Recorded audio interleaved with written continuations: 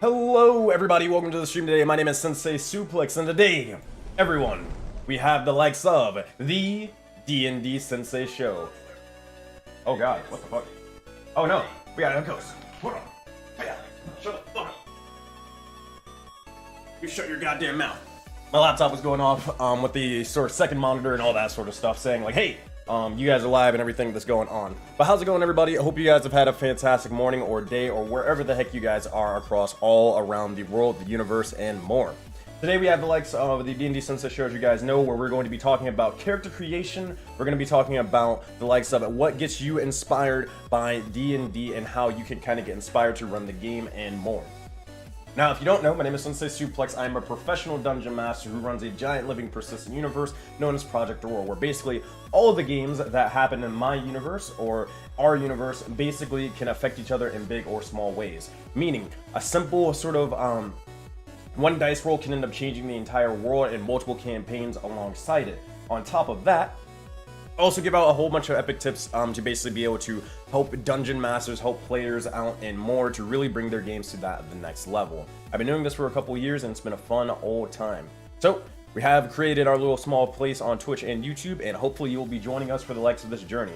Today, what you can kind of expect is a little bit of a kind of, how you say, more of a little bit more of a chiller sort of stream, as we're going to be going over a couple of tips. We're going to be giving out updates for the likes of the Auroraverse, my life, and more. But we're also going to be helping out when it comes to that character creation and just running the game in general. Now, for those of you guys who are catching this live, you guys will be able to actually post down below in the comments or in the chat and all that sort of stuff, where I will basically answer any of your questions. Or you guys can really just add into the conversation and more. Now, as everybody's sort of, as everybody's trying to get into here and go into, just basically like start filing on in, let's go over a couple of things for each and every single one of you. Now, I want to kind of hold off on the likes of, I kind of want to hold off on the likes of, like, more so the recap of, like, the Sensei recap of what's been kind of going on in the likes of my life. But, I don't know, should we wait? Yeah, I think we're gonna wait a little bit. We're gonna just jump straight into the content and all that sort of stuff, and then if anybody wants to, then we'll get into like the hey, like what's kind of been happening every now and again. Also, yo, what's up, Madral? Welcome to the stream. Welcome, bud. How you been? How is your morning? Have you been able to work on a couple of things, or are you just chilling, you vibe it, and you're relaxing? Also, look at this new shirt that I got. It's a Dungeon Master shirt. It needs to be ironed, but here's what it is. This is. Funny enough, this is one of the Dragon Sages, and exactly like what they look like. I think you might already know who they are, but I got this at Dragon Con, but we're going to talk a lot more about Dragon Con stuff in a bit. Also, wait, hold on. Braz, welcome to the stream. Also, is your Twitch icon... Is your Twitch icon the man, the myth, the legend, the true hero? Hold on, I have something for you. I have something. Is that Hercule? I looked over at it and I was like, wait, that's the people's champ. That's the goddamn people's champ. It is perfect. Oh my goodness, I love that. So, actually, speaking of which, I did get a couple of things that I'm going to show off a little bit later on the stream. I got a couple little Funko Pops over at Dragon Con. We'll go over into all of that in just a bit. Madra, nice, love the shirt. Hell yeah, it's a really, really cool shirt. We're gonna talk all about this in a bit. So, hello Fraz over on Twitch, hello Madra over on YouTube. So we're getting ready to jump on into when it comes to character creation and character design, as well as just like, hey, or just like pretty much hey, what you can kind of learn, and then we're gonna go into like a couple like recaps of. Actually, you know what? Nah, fuck it. You know, we're gonna do it the opposite way. This way seems to make more sense as people are sort of getting on into the stream. I think we should probably just go into a more of a community update, actually, and then go into more of the content itself. So for those of you guys who are watching the YouTube video of this, then you guys can just basically just skip out ahead. All right. So also thank you Showcase for the bits. Appreciate you. Thank you. Alrighty. So here's what we got. So recently, as I was mentioning a little bit before, we went to Dragon Con and a whole bunch of stuff. We met up with Valley of Dreams. That is the Monday group. Over yonder and all that. They were able to fly down. We were able to hang out with them for a bit. I think we hung out with them like Thursday and Friday. Not really too much Saturday. I don't know if we saw him Saturday. Did we see him Saturday? I don't think we saw him Saturday. Because basically I went with my girlfriend, and basically Saturday, we were just so fucking tired. Dude. And Saturday is like the biggest day for Dragon Con. I think we went to like, we went to a vendor hall. Now, if you don't know what a vendor's hall is basically where you can check out a whole bunch of artists. Like indie artists and all that sort of stuff, and you can also buy a bunch of just merch, just anything nerdy that you kind of like. So anything D&D, anything anime, anything like video games, you can probably find it in the vendors hall. So that's what we were kind of doing, or that was like kind of my con highlight, to be honest. And let me tell you, like, you can look it up online for Dragon Con, but the vendors hall line was insane. It wrapped around the building twice. On top of that, you had to go through like, you straight up had to go through Gotham City to be able to get into the actual building. You went up, down, around, you went into like a apartment or a garage complex or whatever, and then there was like multiple lines into there, and then you went out of the garage complex and then went around the building. I wish I was exaggerating, but I'm really not. I'm really not. You're just gonna have to take my word for it. It was ridiculous. It was insane. But we got a bunch of cool little art pieces and all that stuff, and I want to show them off. But some of it's already hanging up, and I can't really show you it. But what I can show you, maybe I can actually maybe I could just look it up online. But one thing that we got a little bit of Black Clover, because Black Clover is one of my favorite animes. They actually had the Funko Pops for these, and I was actually super surprised. We got Yuno and Asta, if anybody even knows what this dead anime is, and all that. We also got this shirt that I'm wearing right now. We also got this little cool little thing, D&D wise. It's called Roll for Initiative and all that stuff. I think it's pretty sick. I'm gonna be hanging up this up on the wall in the new place, and more. We also got a couple. We got a Naruto poster and a Dragon Ball Z poster that you guys can't see, but I don't want to.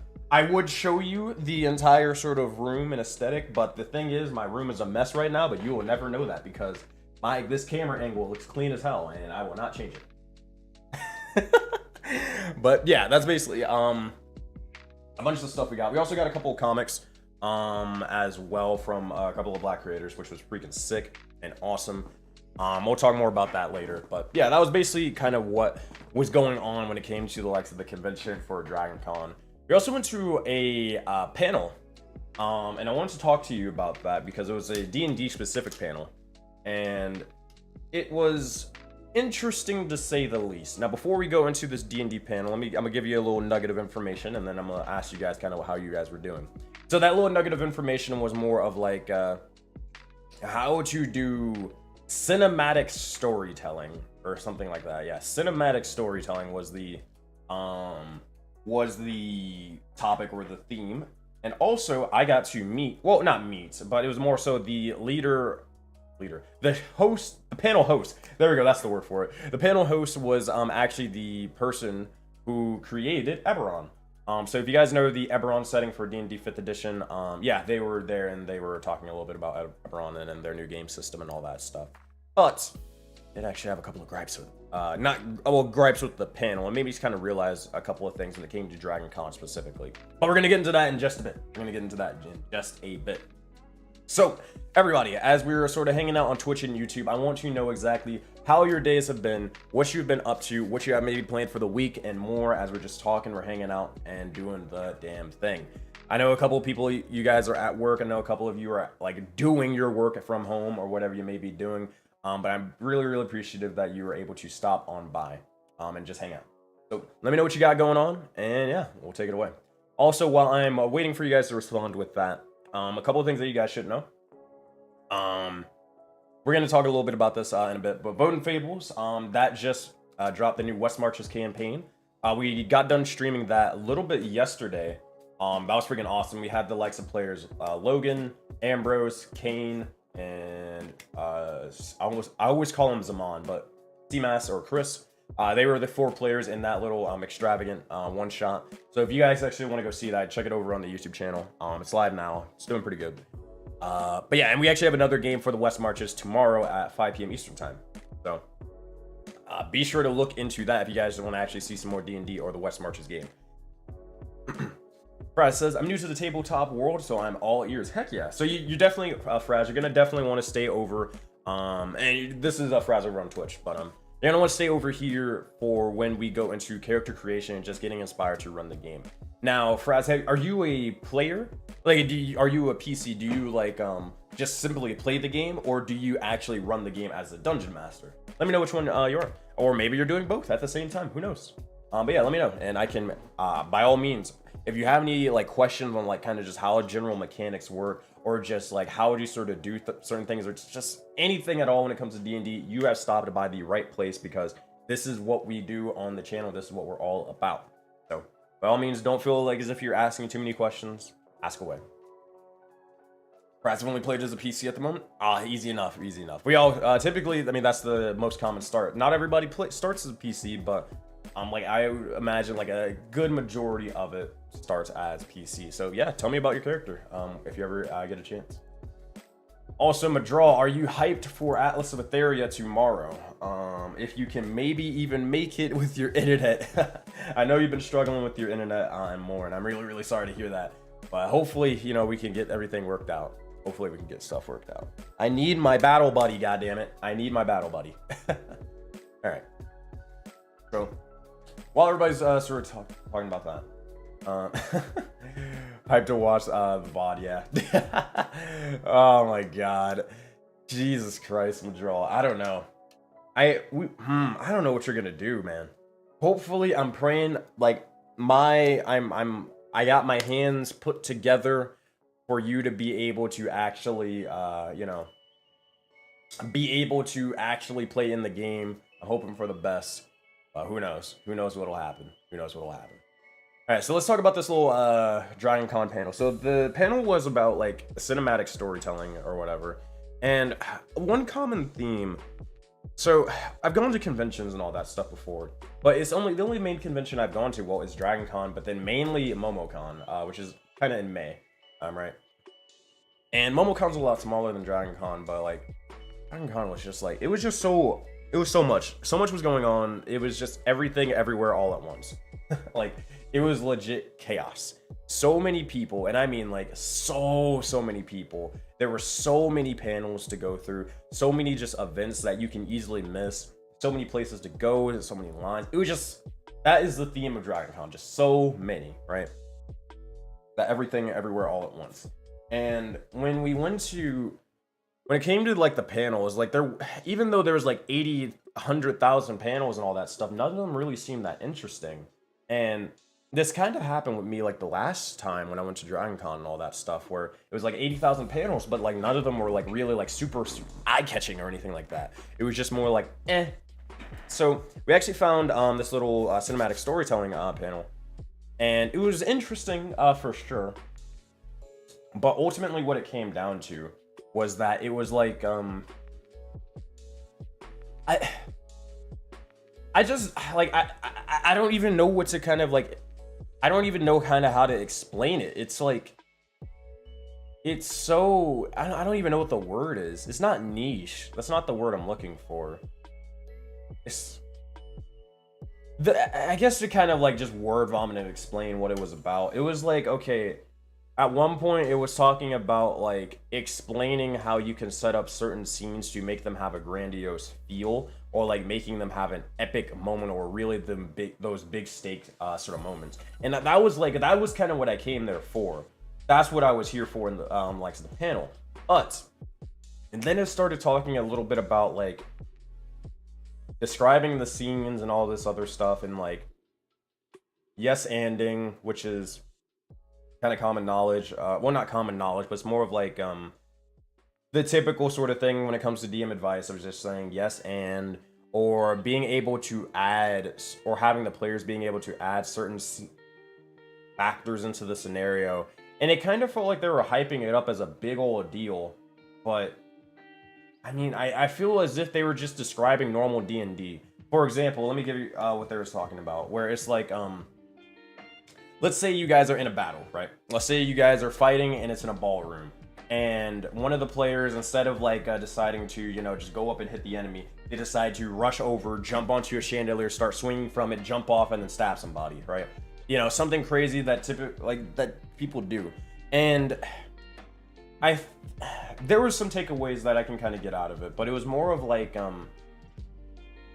just like saying at the end of the day, if even though there's not necessarily a mechanic for like interacting with the environment or adding different sort of effects and scenes, just go with it and run with it. That was just basically the TLDR, and it's like, well, I don't know, man. That just feels like common sense to me at this point, like in this age of D&D, right? Like, there are some individuals, and I get it. I mean, that's their style of play, nothing wrong with it. Everybody enjoys their way of D&D the way they do.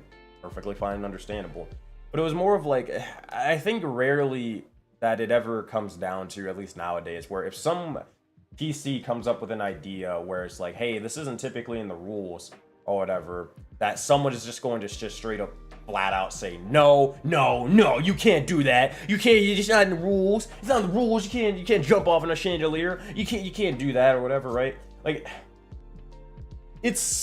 there are some people out there that will 100% do that, but it's just like such a small percentage of people nowadays that will do that, to the point where it's just like, hey man, if a PC wants to just jump on a chandelier and be a PC and be crazy and chaotic and just make those epic moments, then just, you know, either you're just gonna probably let them, but you're gonna all have differing ways of kind of how you handle the situation. One person may just decide to add a couple of dice rolls and mechanics to it, and they may make it up on the fly. Another person may use like the most common or the closest thing to rules as written as they possibly can get.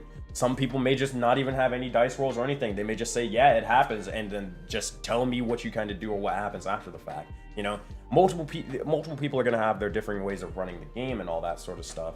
But I don't know, it just felt like with the panel, I got more value out of like having my thoughts kind of, or like it jogging a couple of gears in my, you know, thought process, kind of like different ways to run the game, of like, let's say, adding, like, kind of like a video game, adding key spots and different things that you can kind of interact with, that you really point out and you really describe as a dungeon master and all that sort of stuff. Now, for example, and also thank you, August Chow. Thank you for the follow. Appreciate that on Twitch. But like, so imagine this. You go into imagine you are in a, let's pick this out. All right, we're gonna do the typical forest scene. Imagine everybody in chat, you walk into a forest, and just imagine whatever that may be. You know, there's trees, there's grass, there's bushes, whatever. And one thing that you could do as a DM, as that they were kind of saying, was maybe having like 3 at most key things, or interactable things in that environment, that if a player wants to go to it, they can. So what I mean by that is, in this forest, maybe there is a corpse off to the side that has an arrow sticking through its skull, you know, and it's sort of posted up by a tree. That would be one sort of key sort of factor. And if they decide to go into, if they decide to explore that, then you can maybe go into like the lore, or maybe see a different way how you can interact with it. Maybe it turns out this corpse has a potion on them that can be used to help out with the adventure, whatever, right? That could be one little key thing. The second thing, a part of the environment would be, maybe there is a rushing river or something like that, and maybe there is a monster inside. I don't know, a shark. Fuck it. I know this is a forest, but fuck it, there's sharks here now. Right? And then the third thing could be just, I don't know, maybe there is an obelisk of the sorts in the forest, and there is a bunch of runic writing, and the wizard, if they decide to go and investigate it, maybe they'll find a couple of scrolls next to the obelisk that can aid, or whatever, right? But the point is that there's 3 major key factors and all that stuff that enhance the environment, that players can kind of choose where to sort of go and what to interact with. Now, I guess in the perspective or concept of a scene, it would be more of like an aspect of, let's say you know, you have an environment, like a combat environment, you're fighting in said forest. It could be just, I don't know. Actually, maybe not a forest. Let's go with the ballroom, right? Maybe you could use one of the tables to kind of use that as cover. Maybe you can use that chandelier to kind of swing forth and get a little bit of elevation. Maybe there is I don't know, a death pit for whatever stupid reason that you can push enemies into, and they can die into a spike trap, whatever, I don't know. But that would be the concept of that, and they were touting that as like cinematic storytelling, basically.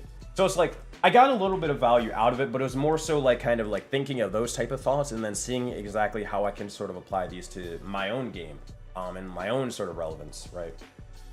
And it makes me sort of think, what is the point of panels at a convention? Now, I've never been to a D&D panel, or a D&D convention, or like a TTRPG convention. that stuff. And if you have, please, by all means, throw it below in chat and tell me what type of convention you've been into, because I'd love to hear about it, just kind of what your experiences were, and if there are even panels there. I think there would be, but I mean, I don't know, I've never been, right? But it made me start thinking of like, what is the point of panels in general? Is it to entertain? Is it to you know, gain a little bit of information and knowledge? I mean, I guess every panel is different and has its own purpose, right? But it makes you really sort of start thinking of like, how can you get, let's say if you're looking at this from a dungeon master's perspective, right? Or even a player's perspective, and you're looking to just overall improve at D&D in some way, shape, or form. You really, at least from the way I was thinking, is more of like, okay, out of all these panels, which one is the panel that is going to basically be the most valuable? Which is the panel that I'm going to get the most information out of, that I can actually apply to my own game and get better at? And just get better at it, right? And though I was kind of overall kind of disappointed with it, I still felt as if it was useful. And I don't know, it is what it is. It's not really much of a point. I'm just starting rambling and talking and all that stuff, but that's what the D&D Sensei show is all about. So hey, get used to it if you're new. But I don't know, it's just interesting. It's just very much interesting. I think one thing that a lot of people kind of really need to think about when it comes to improving at just anything, or just especially like, let's say D&D in this sort of context, right? I think you definitely want to focus on, hey, what is going to be the thing that is going to make, or that's going to be beneficial for, not necessarily my life, but just beneficial to my DMing style, or if I even have a style, or beneficial for improving myself, improving the table, or figuring out ways to help my players improve the overall game quality, right? I think that's something that you kind of really got to look at when it comes to certain things. I only say this now more so, I'm not trying to necessarily give advice, but I think it was very, very helpful when it came to me kind of learning to be a better dungeon master. Whenever, like a couple years ago when I knew nothing about D&D and all that stuff, there's a guy freaking mowing the lawn outside, and it's just like, god damn. But anyways, when I was learning to be a dungeon master, and like I only was a player for like 4 sessions, and I was jumping straight into DMing, right? I had to sort of ask myself that question of, what is the most important thing to learn and get good at, because I have to run this game in a week. I don't have time to worry about you know, oh, I gotta build up this epic grand world that's gonna be 20,000 pages of lore and all that stuff that the players are never gonna, you know, learn. I needed to focus on what is going to be the most helpful for running the best game that I can, and at the end of the day, getting to the game table fastest, and then picking up all the sort of tactics and techniques along the way. That's kind of how I sort of viewed it when it came to, or looking at different videos and different content for improving. I extend that knowledge to you, and you can do whatever you wish. If you want to go watch whatever you want to watch, by all means go do it. That's just kind of how I got, or how I learned, right? And if you guys are wondering, like a couple of differing content creators or just differing videos that I recommend to probably watch for newer dungeon masters, experienced dungeon masters, or whatever, by all means just ask in chat, and I'll drop a couple of videos and all that stuff.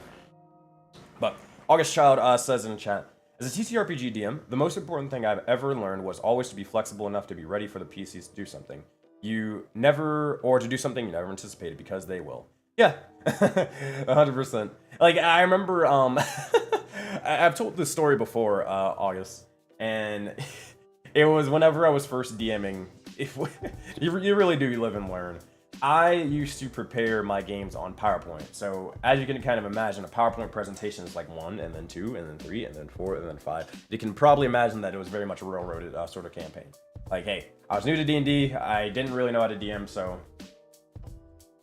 hey man, we live and learn. We live and learn what not to do, what to do and what not to do. And I remember that the players, they were what do you call it? On my life, I went out. They went on a route that I didn't necessarily prepare for, plan, and they went the exact opposite where the quest was going. They knew where the quest was like the session before, but then after a week had passed or 2 weeks had passed, then we come back to session 2 and they completely forget where they were going and they go to the just exact opposite way, right? And I didn't have anything prepared for it, so I was like, oh shit, god damn, what am I gonna do? And I freaked out and I literally had God themselves, I had the dungeon master themselves literally just come down with a shining divine light, angelic wings spread out, and I said, no! Don't go that way, you fool! Go this way! This is where the adventure is, nudge, nudge. Like, I'm not even joking, I'm not exaggerating, that actually happened. And it made me sort of think, like, that was, like, definitely the catalyst. But, like, as I, more and more of the times, the players really want to, like, just go off and go do their own sort of crazy separate things. It made me realize that, hey, I should really change my DMing style and just expect the unexpected, but you don't necessarily have to prepare for the unexpected because, well, it's expectable. But yeah, so definitely agree with that for sure. You got to be just flexible enough and be willing to improv and be willing to bend, not break. Willing to bend, not break. So definitely love that. Definitely love that. All right. We have a couple other things I want to talk about besides the convention. Let's talk about Voden Fables for a bit. Yeah, let's talk about, actually, do we want to talk about Voden Fables? Yeah, we can talk about Voden Fables for a bit. So, yeah, maybe I'll talk about it a little bit later on as well. Actually, no. We're gonna hold off on Voden Fables. We're gonna talk about PC issues for a second. So, PC. So, for those of you guys who were just joining us, or maybe like you guys have been here for a long while, or maybe you haven't been here at all, it's your first time. Regardless, I haven't been streaming recently that often because my PC was acting very, very dumb and stupid. And essentially, what was going on was my router had died randomly, and my computer was basically like lagging up a storm, and I couldn't really even run the game. I definitely couldn't stream the games and all that sort of stuff. It was awful, awful, awful. So what I ended up doing was I upgraded my new motherboard, got new RAM, got a couple of things I can't remember what it was, power supply and all that. And what happened was I built it up and everything was fine, hunky-dory, and then 2 days later I can't connect to the internet. You know? And I was like, what the fuck is going on? So apparently the new build that I got, the motherboard died. It had straight up died. And I was like, okay, well, frick, what do I do? Oh my gosh. And it took me like about a couple of days to even figure out that it was the motherboard acting up and it wasn't just the router. Turns out the motherboard had died, so I had to go replace it. So I got another motherboard. I built this whole thing up and I tried to fix it up and it's good to go. I turn it on. Doesn't work. Apparently, that motherboard was also dead. So I had to upgrade it again and go from there. On top of that, I also had my internet was basically acting up because the router, as I mentioned before, it was also the modem or whatever, it was also broken. So I had to replace like 4, 5, 6 different things to get my PC to actually work and to be able to run D&D and be able to stream again. So I was basically out for like 2 or so weeks, and I was at most running D&D on my laptop. So that was freaking terrible. But now we're all good. We have the little NASA computer, as I like to call it. We're able to run D&D. We're able to enjoy ourselves again and just have fun and be able to, you know, show you guys a great and epic time where you guys can chill and hang out. If we can have conversations like this. It doesn't necessarily matter how many people are sort of around and all that stuff. We're just hanging out. We're having a great time, and hopefully you guys learn a couple things and, you know, just having fun. If, like, again, I always say this, where at the end of the day, my main priority, my main focus is always going to be the D&D game in front of me. But when it comes to just, like, when it comes to the audience sort of aspect of like streaming the game and more, I'm not necessarily streaming for the audience.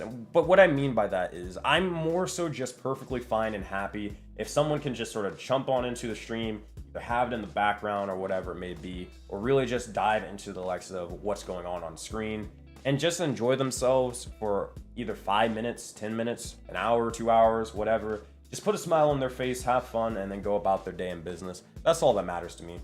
Like, if I can help people's day get a little bit better, then I've done my part, done my job. It doesn't matter whether there's like 5 people watching, 8, 20, 30, 80, who gives a fuck? It doesn't matter. I'm just here to have a good time, roll some dice, and just make the thing happen. You know? So, hey, if you're enjoying the stream so far, be sure to leave a like on the video. Be sure to follow the channel, subscribe. We're trying to get, I think, 1,000 subs on YouTube. I think we're at 914 right now. We're trying to get to, I think, 2,222. So we only need like 3 more followers, right? Yeah, 3 more followers on Twitch. So help us out. Help us out.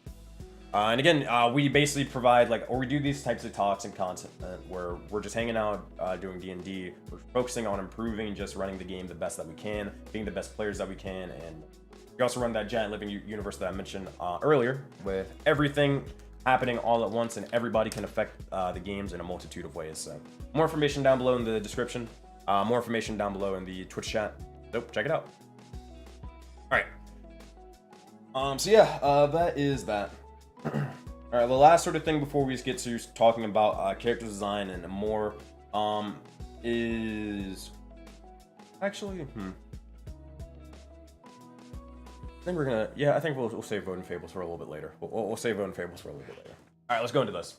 So the theme of this talk today, even though it has been 30 minutes, we are basically going to be making a character, and we're going to be talking about character creation as well as running the game when it comes to D&D. Now, for those of you guys who don't know, well, not those of you guys who don't know, but more so, if you guys ever have a question on how to be a better player, how to be a better dungeon master, or just in general, what type of tactics or tips that you'd want me to sort of ask and provide, by all means, just drop it down below in the chat, and then I will help you out to the best of my ability. And if I can't help you out in chat, then we'll have a bunch of other people in the chat who can provide a little bit of value and provide a little bit of help as well. So everybody wins, everybody improves. So let's get straight into this. Now, why are we making a character? So we have this little secret, super secret project. I don't even know if it's actually secret. I just don't know necessarily whether they've announced it yet. So I'm just gonna keep it on the down low and the hush hush. But hey, maybe if you tune into next stream, or maybe if you tune into D20 Deathmatch, maybe they'll reveal it. But D20 Deathmatch, basically, we're working with a project for them, and I need to make a character, 10th level character and more. And essentially, I thought of it, and I was like, so I need to make a character. And recently, I've been making a bunch of characters in general, whether it be redesigning them, or making them from scratch, or just making NPCs just from being a DM and all that sort of stuff. And it really got me thinking about character design, especially actually, Madraw, if you're still in chat over on YouTube, just seeing all your sort of designs, whether you're making custom characters, whether you're making monsters and all that sort of stuff, demons, whatever it may be. That also got me inspired to thinking about just general character design, right? And one thing that I I found out that I really like, that I think Guilty Gear strive. We actually did a whole talk on this a couple months ago. It's on YouTube somewhere, I think.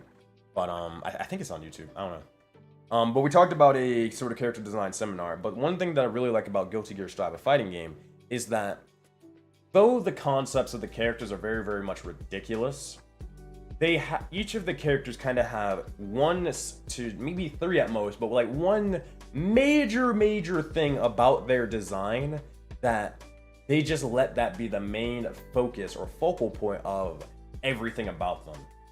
It all stems from just that one little thing, or maybe those 3 little things, right? For Gold Lewis, it's the giant freaking coffin or whatever with an alien inside it, right? And the more you kind of delve into it, the more you kind of see it, how it bases off of their character, and more and more and more. When it comes to Angie Mito, it's the giant freaking fans, weapons that they kind of use. When it comes to the likes of, I don't know, I'd probably say the swords that Leo Whitefang kind of uses. That would be probably one of the big things about their character design, or maybe even the blonde hair and all that stuff. Them being kind of having that little lion-esque aesthetic and more. And the more you kind of dive into these sort of central focal points of designs, you see the lore reasons behind it and how it affects their personality and more. So where a simple weapon, one simple thing can really, really lead into a garden of differing ideas and how they all sort of come together, right? And it makes me think of I kind of want to do that for D&D characters. I think that may be even the best route when it comes to like some things such as like one shots or one offs where you're only going to be there for like one time and then you go from there. Typically, I think this is why I've mentioned this before. This is why joke characters often, more than not, they get the spotlight, especially like in one shots, right? For example, if you don't believe me, look into the VOD from yesterday when it came to Iron Sharpens Iron, the West Marches D&D campaign. The joke characters, they get their little spotlight, they get their shine. They're typically, I don't want to say the focus, but they're typically like the most popular characters because they have typically either one sort of niche or one aesthetic or one sort of thing about them, whether it be they're funny, whether it be they're ridiculous or whatever it might be. And it appeals to the people watching or the other players playing, and it makes them just overall memorable at the end of it, you know? It's typically, more times than not, they're a simply, and that's not a bad thing, not a bad thing at all. We've talked about this before, but because they're more of like a simply designed character and their main sort of purpose, for the most part, is to kind of just have a laugh and just have fun, that's a little bit easier for an audience member or a player, another player to actually grasp onto. And it's typically why they get a lot of the spotlight. Don't believe me? Look at Atlas of Etheria when it comes to Copper. Don't believe me? Look at fucking Amethyst when it came to the Descent and more. Like the list goes on and on and on and on. It's not a bad thing. It's just very, very much interesting, for sure. So that being said, I think one thing, fucking Copper, but I think one thing that might be a good idea that we can kind of do for when it comes to making this character is having it where we take one simple thing, or maybe it doesn't have to necessarily be simple, but we just take one to maybe three things at most, and that is where all of their characters kind of based around, you know? It all starts from these major focal points and then builds out into a garden from there. But these one to three things are the seed. And for artists, a lot of you guys know this is known as the rule of three. Now, I'm not like a fucking professional artist like Madra or anything like that, but the rule of three, you guys definitely know it. It's the same thing. You can kind of use this when it comes to NPC design or PC character design and all that stuff. Whenever, just in life, there's always just there's most of the time like three options. There's red, yellow, green. There is small, medium, large. There is good, okay, and bad. You know, there's just typically just three options or three sort of settings most of the time. Now, what we can kind of use this in character design is if there is one to three things, rule of third, and what the fuck are you talking about? What do you mean the fuck I'm talking about, Madra? Yeah, you're a professional artist. Deal with it. The rule of third, the rule of three. God damn it. But jokes aside, when it comes to character design and all that sort of stuff, there are three specific things that you can kind of look towards a character and remember that you sort of threw me off, Madra. Look at you. I'm blaming you now. But when there's three things that you can kind of remember and all that sort of stuff, then they are a lot more digestible when it comes to just characters in general. If you have a certain thing, like, granted, it may be really cool to you, it may be awesome, that's perfectly fine. There's nothing wrong with that in the slightest. If there's like 18 different things about this sort of character, that might be cool, but that can all get lost in the sauce. And that's a problem that I have with a lot of my characters. Maybe it'll be like, hey, you know, they were, I don't know, they're a pirate, and then they're also a samurai, and then they also have a multiple split personality, and then they also have this sort of thing where they punch a lot, and then there's this thing where they, you know, use weapons, and then there's this thing where they're the avatar, and they have to use all these sort of elements of magic, and then there's this whole thing where it's like, it's just so many things to kind of digest, and it might be fun for you, it might be memorable for you, and that's perfectly fine. You just, we're gonna go into a little bit more on that in a bit. But if you're trying to make a memorable character, what the best route that I have seen just in my personal experience is, again, start with that simple design, 1 to 3 things, and then make it where if someone invests or engages with that further, then they are rewarded with it, as those 3 things are the things that you flesh out the most. and you add little bit of details to really give it the context of why they exist in the first place. Also, hey, what's up, Max? Welcome to the stream. Appreciate you for joining on in. Sensei, or Showcase says that Sensei over on Twitch. So I got it. 1, be a bird. 2, have your parents abandon you when you were very little. 3, be average. Hello? Lag, team, lag. Give it a second. Give it a second. There we go. We're back. Yeah, oh yes, I think I need to actually adjust the bitrate now, because I have it like super ridiculously high, and I don't think I can adjust the bitrate like live on stream. Let me make sure. Hold on. I'm gonna see if I can update it live on stream. Oh, I can. Really? I didn't know that. Dude, this guy is still trying to stream. You shut up, Omi. You shut the fuck up.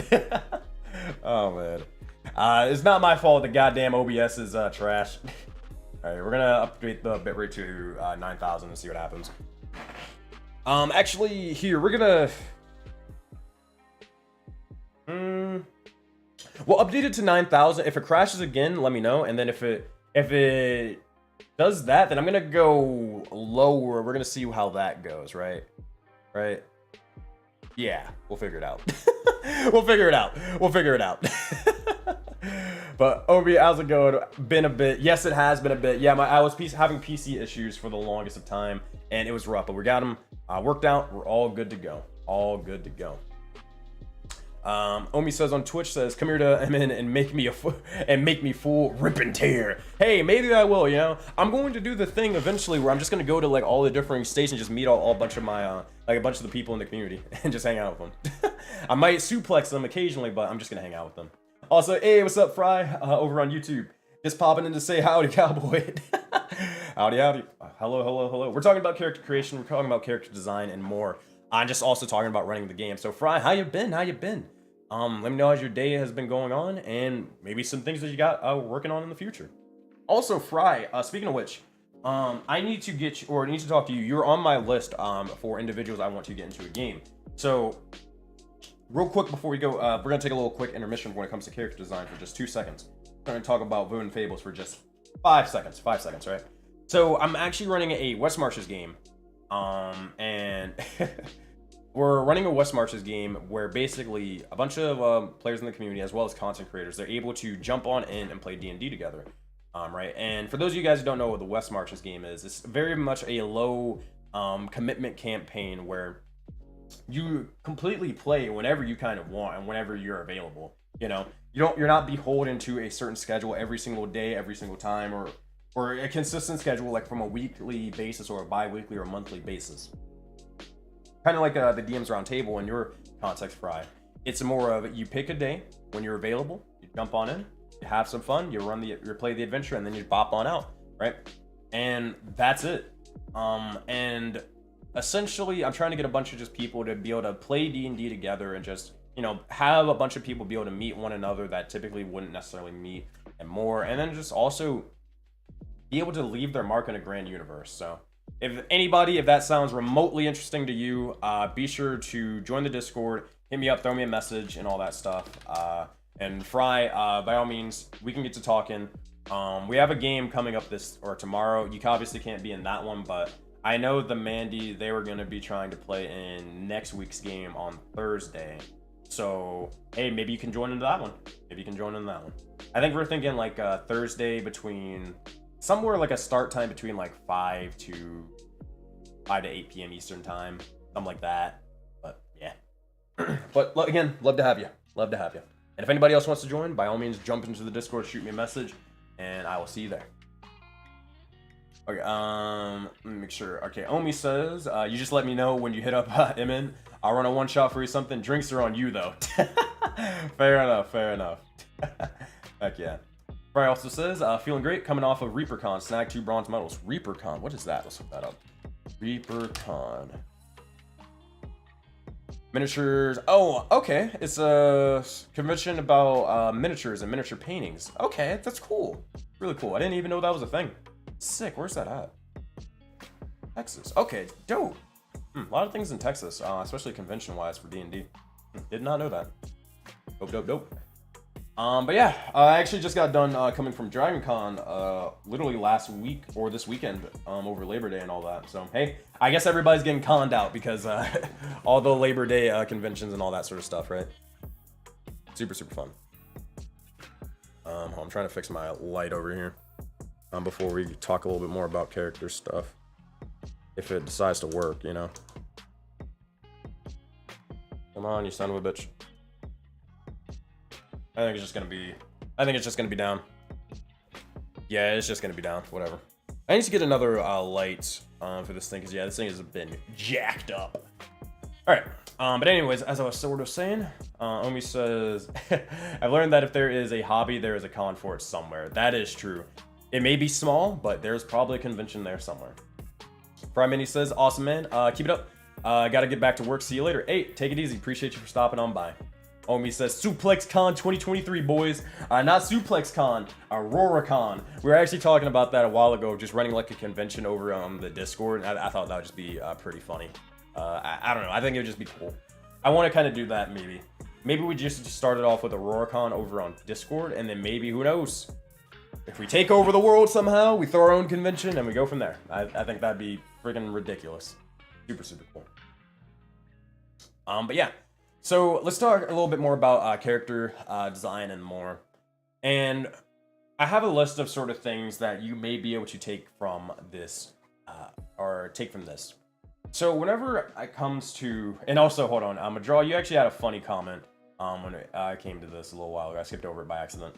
Madraw over on YouTube said, good example for this rule is Soul Ghost. Literally 3 characters in one. Soul Ghost is probably like one of the worst examples for when it comes to. It was more of like, that was a character who, oh man. Can I go, chat, am I allowed to go on a rant and tangent? Well, not a rant, but more of like a tangent. Am I allowed to do this? Fuck it, this is my show, I do what I want. This show is nothing but tangents anyway, so deal with it. I mean, hey, if you if you haven't gotten used to this, you're probably not even in the chat anymore, so oh well, deal with it.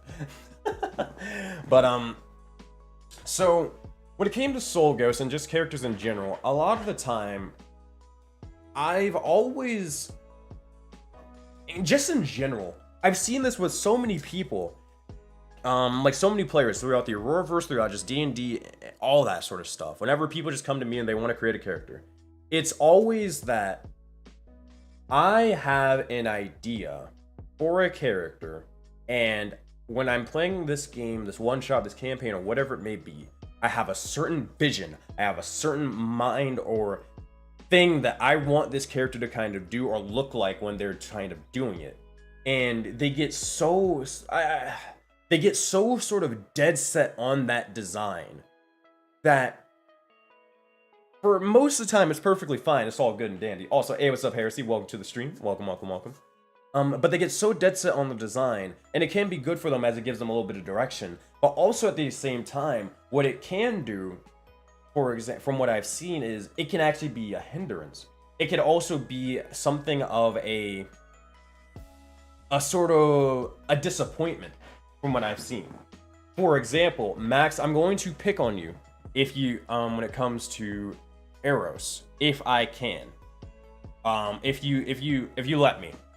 Can I pick on you for a bit, buddy? Like, I'll let you punch me when you get here, like, next week, right? You can punch me in the face. I'm being bullied, but I'll allow it. So, when it came to Eros, there was just one of the first people I thought in mind. I don't know exactly, like, the full context of Eros. I don't know. I'm obviously another player character in the campaign, but when it comes to, like, next week, I'm coming in 2 days. Shut up! But when it came to the character of, like, maybe, I don't know if you were like sort of having it in your head like, oh, okay, I want to play this Eladrin sort of pirate gunslinger individual, and their like whole thing, a big thing about their design is like this gun, right? This gun and kind of like what it means to them and how they kind of use it. And you probably, I'm assuming, you probably, when you were making them, this character, you had an idea of like their sort of story beforehand, and then kind of like what's going to be kind of now, and what they're going to kind of look like in the game, you know? I could be wrong, could be perfectly right. And I think that's just a common thing that kind of happens in D&D. A lot of people just sort of do that. But there's the but. From what I've learned from playing D&D for so long is reality is often disappointing. Most of the time, whenever I make a character and I have these sort of visions and ideas, it will be where either the dice rolls say, screw you, it ain't happening, or something happens in game where it's like maybe the campaign setting wasn't exactly fitting for the character idea I had in mind. Maybe you thought this character was going to be, or maybe like I thought the character was going to be super, super cool and they were going to fit into the party this certain way, but then when they got into the actual party, turned out they were a bunch of chaos gremlins and all this other stuff, and it made me have to completely change and shift the character and what they were, and who they were kind of defined as. And in Eros's case, you probably had a sort of design in mind, whether it be the gun. And when, like, let's say Copper, for example, they also use guns, or other people kind of use guns, or they kind of like used all these certain things and magic and all that stuff. You might have, I could be wrong, you might have sort of realized, well, damn, this isn't what I thought it was supposed to be like at all. This isn't as fun as I thought it would be, you know? This isn't as cool as I thought it could be, or what I originally wanted it to be, you know? And this is the reason why I say it's so common is because look at why a bunch of people, they often change characters, or they often multi-class and they change sort of things left and right and all this other stuff. Is most of the time because of what I see is they have this sort of idea in mind, and then maybe something happens where it just doesn't work out. So they change characters, they try to get their character killed because they came up with this other new cool idea that they think maybe this time, not necessarily saying this is the reason why they make them in the first place, but in their head they're like, this time this is going to be the awesome sort of thing that'll fit for this campaign or for this group or dynamic or whatever it may be. And either A, it works out, or B, they eventually, after a couple weeks or a couple months, it just falls flat, and they either A, go back to their original character, or B, they just change characters again, you know? And I've seen this so many times. I can list off so many people. When it came to the likes of Navarro and Amos, when it came to Zaman and changing their class all the time, it's just so interesting to kind of see. So, what do you kind of do about it? You know, and also chat. Let me know if you guys have ever sort of dealt with this sort of thing where you had a really cool idea or concept of a character, and maybe it just didn't work out. Whether it was an NPC or whether it was a player character, whatever. Maybe you just you imagine them to be this way and just be super, super cool, and it didn't happen. It just didn't work out. Let me know in chat. I'll admit it. It's happened to me multiple times. Even with some of my favorite characters. Messiah, the player gunslinger, I had a certain vision for them. It did not work out in the slightest because the campaign just didn't necessarily allow for it like I thought.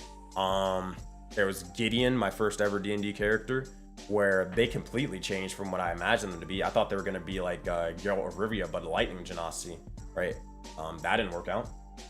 There was Jinx, who was supposed to be like this charlatan, like this politician who was going to be like super charismatic and just like this big talker of the group, and that just didn't happen, you know? I've probably dealt with this a lot of the time, and it doesn't really help when it comes to just my indecisiveness in general when it comes to characters or just coming up with things creatively. I struggle to decide or land on certain things, so it's hard. It's hard to do it. Raxus, the Keeper of Secrets, says showcase. That's because that campaign didn't last long enough. I mean, just in general, even if it didn't last long enough or whatever, these things just kind of just happen. They just happen, right?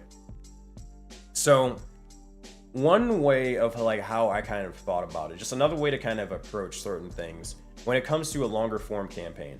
And also, Max Fish said, I admit I was disappointed at Eros at the start, but it wasn't because of what I did. It was more I felt overshadowed by other party members because I felt they could do things way better than Eros, right? That's understandable. That is very, very much understandable. So one sort of, and this is where it ties into Curse of Dread, the new campaign I'm going to be a part of. It's interesting to sort of take it from another perspective where I was more, I think at the end of the day, a lot of characters or a lot of players, they're more focused on the reward, the end, the destination, and all that sort of stuff, what they envision their character to be, to have that badass moment where they're freaking popping off and they look freaking awesome and super sick and cool, and this is what you imagine, this is what you envision your character to be. They're focused on the end, the reward, and that. But they're not necessarily focused so much on the journey, how that character will shift, if they will shift at all, or how they will change, how they will develop, and all that stuff. They're not necessarily focused more so on the campaign, but they're more so focused on the character themselves. And that's not something to be ashamed of or anything like that. It's not that at all. It makes sense. Think about it. Let's think about this from a perspective. As a dungeon master, you make the entire world, you make the NPCs, you make the general plot and all that sort of stuff, and you're able to weave a story that is interesting for everybody, right? You're just doing so many different things. So you're invested and you're spreading your investment into so many different things at all at once. But as a player, you're only, the main thing that you're really attributing to the world before the campaign kind of starts is your character. You're coming up with this character and kind of what you imagine or what you kind of want them to be. And you're really, really focused on like diving headfirst into making something that can really be impactful. Because you get so invested into what they're supposed to be now, because that's the only thing that you can interact with, that's how you can kind of fall in that little trap of what I was mentioning before, what we've kind of been talking about. So how would you kind of get over it? Well, for Curse of Dread, I have taken the I'm not saying this is like the objective or the best perspective or anything like that. Don't get me wrong, and I haven't even played the character yet, so take it for what it is. This is just me sharing my experience, you know? I'm not giving advice, just sharing experience. But what I decided to do was I decided to make it where, what if I take a character who's not necessarily focused about their backstory, or I don't necessarily, well, let's go even further. As a player, the reason why I created this character in Curse of Dread is I'm not necessarily certain or sure where they will be. Or I don't necessarily have a vision for what this character will look like at level 8 or level 10 or level 5, hell, level 3 or even level 2. I don't know. And I want to have a character who is completely shaped based around all of the things that happen to them. So I said, hey, you know what? I talked to the DM Dread and I was like, hey, yo, I'm just gonna play a fighter, bro. I'm just gonna play a fighter. Like, that's just the most general basic class. I can kind of just dive into anything. If I could be classless, like 100%, I would ask Dread to let me be classless. Like, let me just straight up not have a class until I earn it. Or until this character decides to have that pivotal moment where they actually gain that class's features, right? No class. Yeah, right? And I really want the journey to shape them up. That way it's more of like, I literally can't get upset if this character doesn't do the crazy sort of thing that I imagined to do, because I didn't imagine anything with them. I don't have anything. I'm more so interested in the story that unfolds from the DM, but also the players and their impact on it, and then more so seeing how that shapes my character all around it. It's just an interesting perspective that a lot of people don't necessarily do. A bunch of people do this, and if you don't know, this is where I give like so many props to Ducky, because I didn't really think about it. Like I heard about it, I heard it, but I don't think I was necessarily listening to what they're kind of saying or how cool and interesting that is. Ducky's a player in my Soulbound games who plays on Secrets from the Sands, but I've also DM'd for them in Tube of Annihilation. They play the likes of Ilva. And Ilva is a character for them where they were really, really just focused on their journey. Like, they wanted, like, Ducky came to me and said, like, hey, if I could play Ilva forever, I will. You know, until their story or until their journey, whenever it seems like it's at its end or it's at a good bit for its ending, then, you know, that's when I'll stop playing Ilva. So they didn't necessarily have the exact, like, specific sort of thing or design for their character and what they kind of wanted them to be at the end of it all. They know they have a general idea as a basis, but whatever happens. Ilva is supposed to be a cleric, but I mean, I know for a fact that for whatever reason, if Ducky like if the story, like their journey made, like Ilva's journey specifically made sense for them to be like, I don't know, a paladin or a fighter or whatever it may be, then if it made sense for them, they'd be perfectly fine with that, because it's more so they're invested into the story. They're invested in the journey, not the end, not necessarily the reward so much. They're trying to see what will or how their journey was dictated throughout the events of it, you know? So I don't care what you're talking about. All they're talking about. I'm just enjoying being here. But yeah, so that's my little rant tangent and all that stuff. So mainly, the TLDR is consider, if you've ever sort of dealt with that sort of thing, maybe consider focusing on the journey rather than the end and destination and goal. Just focus on what all the things that happen throughout the game and how they affect your character, rather than how your character should affect this sort of specific situation. It's just a different type of play style and more, and it's definitely an interesting one for sure that I definitely recommend. Also, the lighting is getting jacked up because I don't have my goddamn thing. Oh, that's because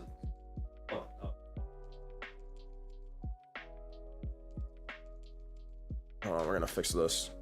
Also, while I'm fixing up my light, it is September, so hey, if you guys want to support the likes of the channel and more, it would help me out tremendously if you guys actually do drop a couple of subs. We have a sub goal of 13 out of 20, so hey, see if you, just everybody, real quick, just check if you have a free Twitch Prime sub. See if you used it already.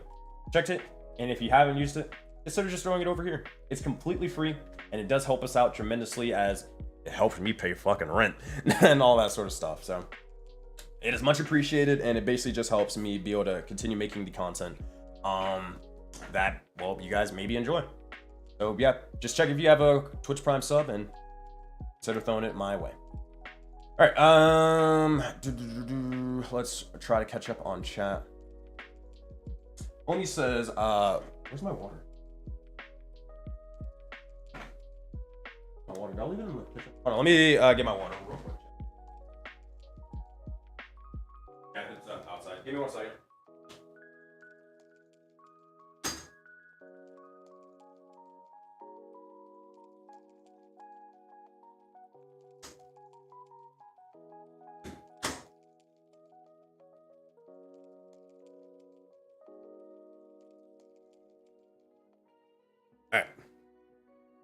So, Omi says, for me personally, I keep characters on hand and reuse them in different games for different vibes. Just because it doesn't work in one game doesn't mean it won't slot into another. More than understandable, more than understandable. Chuka says that goes to a bigger point of martial versus magic users and all that stuff. True. Like hell, you see whenever I do anything besides the attack action, it doesn't go well. This for arrows. Fobomancer, also welcome to the stream. Appreciate you for joining on in. I saw you earlier. I just couldn't say hi because I was going on my rant and tangent. You know, SenseiSuplex thingies. Fobomancer says it's actually more of an issue that just magic users can do everything martial characters can do. Other systems push specialization more, and no one character is a utility belt. Hey, thank you, Madral, for the 3-month resubscription. Appreciate that. Thank you so much. Let me change that sub goal, and I will change that to 14. Nice. We only need about. Or 6 more subs, yeah, 6 more subs. Maybe we can hit it at the end or before the end of the stream. Thank you so much, Madral. Appreciate you.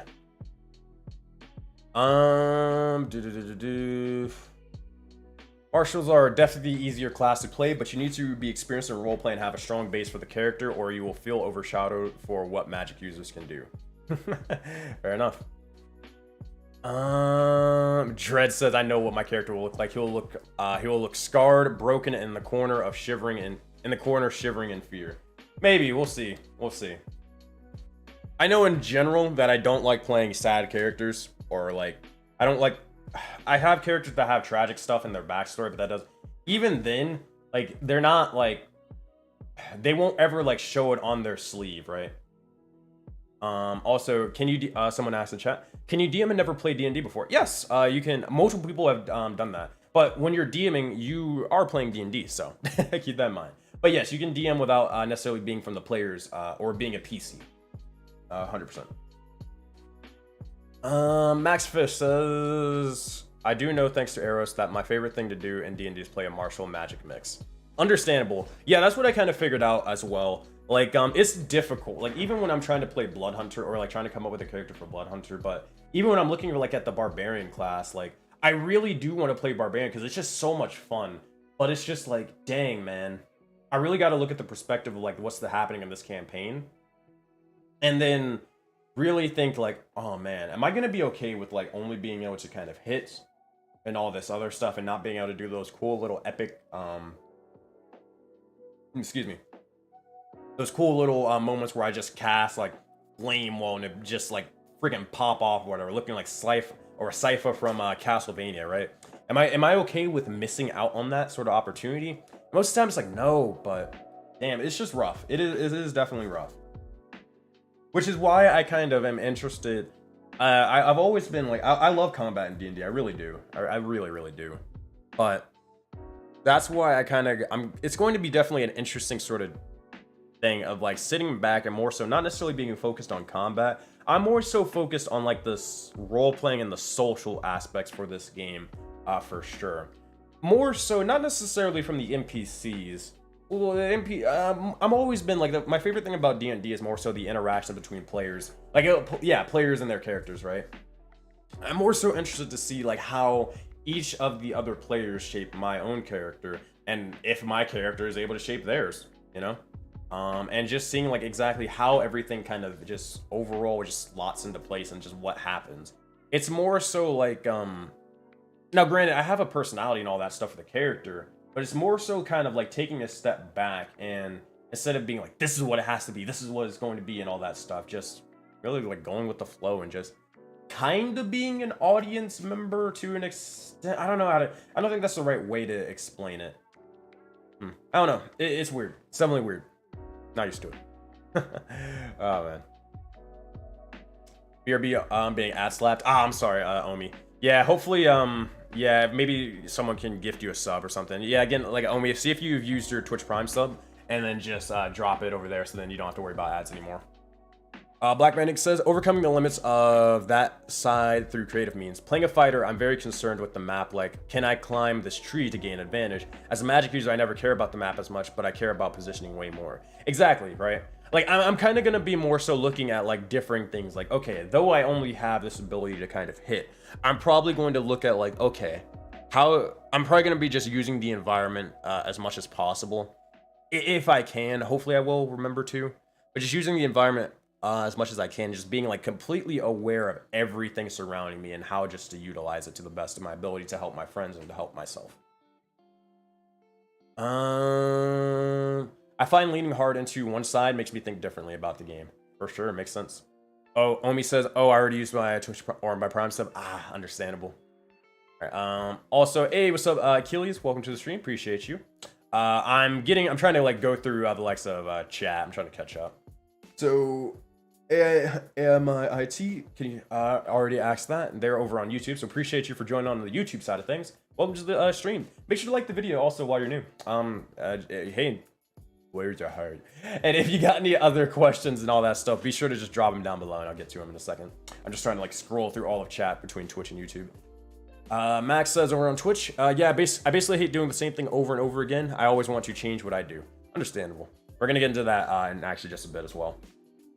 Josh says, I feel like Barbarian is for idiots like me who don't know how to be useful outside of combat. I actually think it's not necessarily that at all. I actually would argue it could be, maybe at the beginning, you could easily, you know, say that. But I think when you play, after you've played D&D for a long while, and then you lock onto the Barbarian class and the Fighter class and all that stuff, I think Barbarian, if anything, it incentivizes, well, it doesn't incentivize you, but if you really look at it from the perspective of like, I am a Barbarian, I have this rage feature that gives me the ability to, you know, take less damage from physical means. Now, sure, it is used to be able to like do, you know, take tons of damage and all that sort of stuff, sure. But I also view it, like, this is just me personally, just kind of how I view it. I also view it as a little bit of a safety net to do the ridiculous. To be a Barbarian, to choke slam people off of walls, to break through walls and buildings and all that stuff, to freaking suplex individuals and all this sort of craziness or whatever, right? It gives me the tools to be just stupid.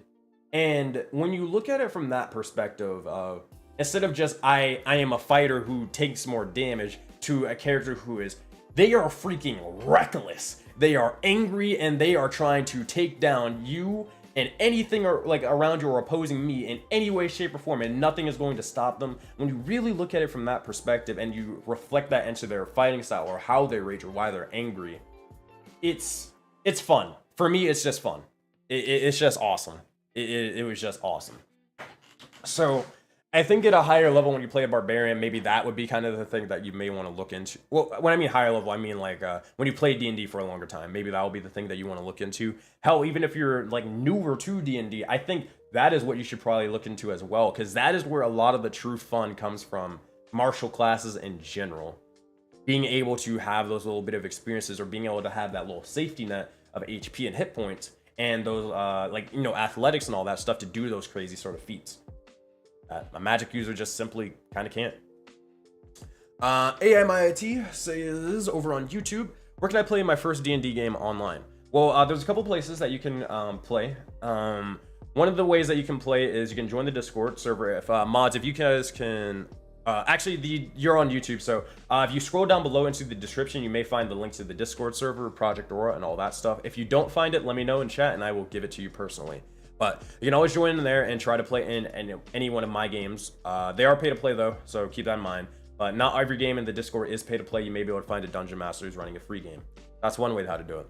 Another way how to do it is to go into the D&D Beyond forums and look for any of the looking for player posts. That's how I found a couple of my games. Oh, that's where I met Sammy, a player in my Saturday game, and a couple of other beautiful individuals who were freaking fantastic. So definitely want to check out that. Probably one of the best places to go to play D&D online that's like definitely more like simplistic is startplaying.games. They have it where you guys can literally sign up for a game based off of whether you want to play a one-shot, whether you want to play a campaign. You can sign up based off of your own availability, whether you want to pay for D&D or whether you want to play for free. All that sort of stuff. Startplaying.games helps you out and they'll get you set up. So hopefully that helps you out, IT. And yeah. NY Achilles says, went from a straightforward Warforged fighter on my first campaign to a pretty complex changeling clockwork soul sorcerer.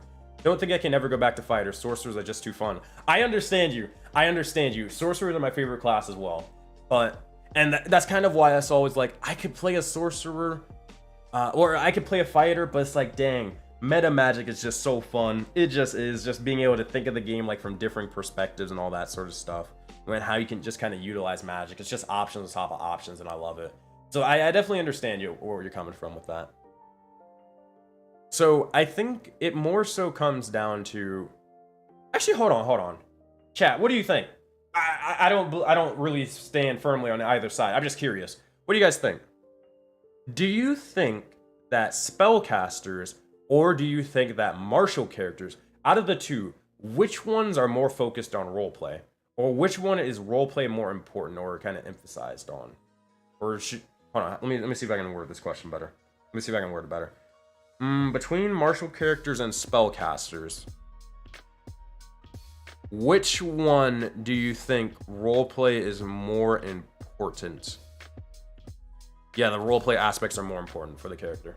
Yeah. Which one do you think is more important, for spellcasters or martial characters? Let me know in chat. And tell me why. Don't just say one or the other. Just tell me why. Omi says, for me as a player, I think take a step back. Or hold on. For me as a player, I take a step back and think about what I'm in the mood to play for that game. If I feel like just stabbing, I play rogue or barb. If I want to play tactics, I go fighter or even monk. You know, shit like that. Makes sense. Omi says, IMO depends on the specific character. Damn it. Well, too bad. You gotta pick one. You gotta pick one. There is no middle option today, boys. It is either A or B, 1 or 2. You gotta pick. Footwomancer says, barbarians are great out of combat. They have the best RP. What do you mean you don't have cake? I rage. Definitely interesting. Omi says, my Warforged is also a fighter, W Knight, to be exact. And I also have a Changeling Warlock, but mine's a Hexblade. High five, Sensei. You know it.